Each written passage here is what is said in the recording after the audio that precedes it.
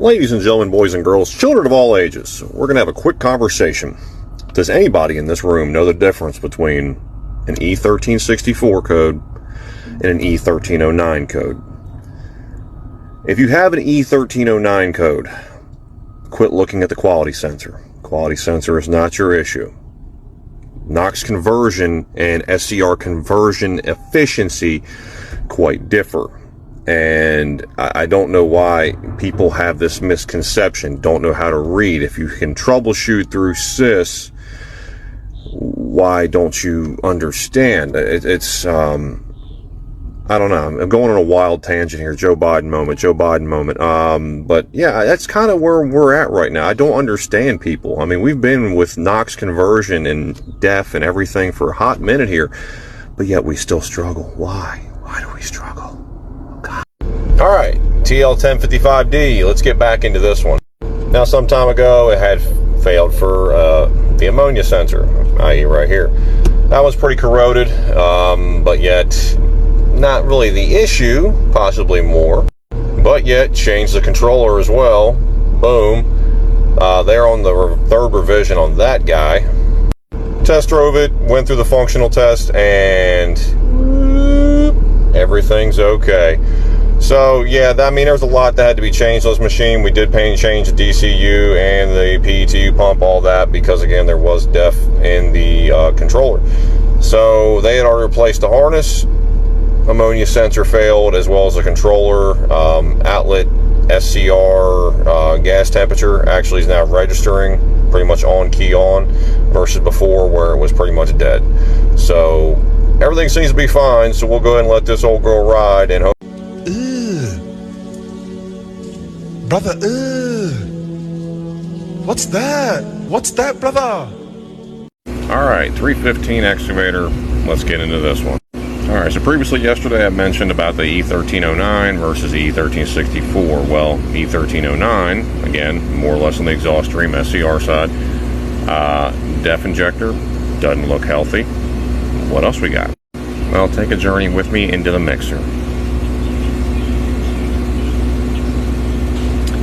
Yeah, that doesn't look healthy at all.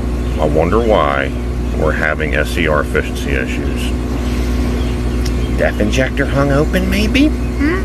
Maybe? Alright, boys. Tech Tip Thursday. Always keep your emissions components clean and dry. So if they're gonna be happy and they're gonna work, you gotta make sure if it's raining outside that they're dry. The more you know. Fucking 330s, by the way. We gotta take off all these goddamn panels just to do NOx sensors. Like, come on, really? Alright, so maybe conspiracy theory, maybe I'm late to the party. I don't know. I've found there is this very weird correlation with bad NOx sensors and getting in range.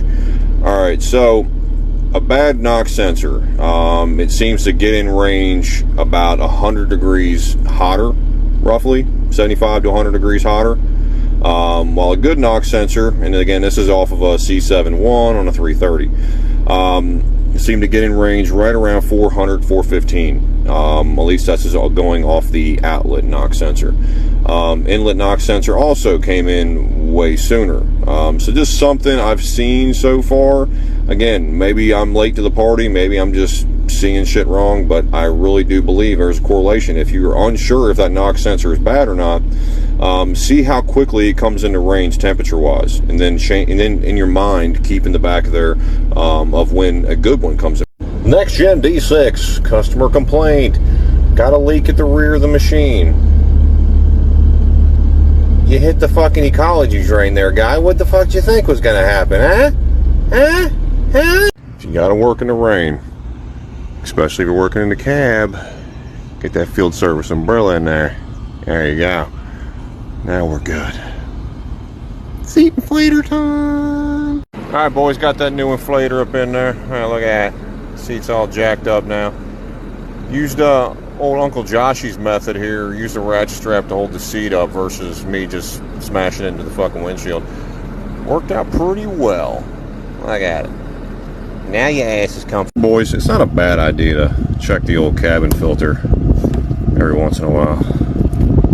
It's AC season, you know. What the hell's living on this fucking thing?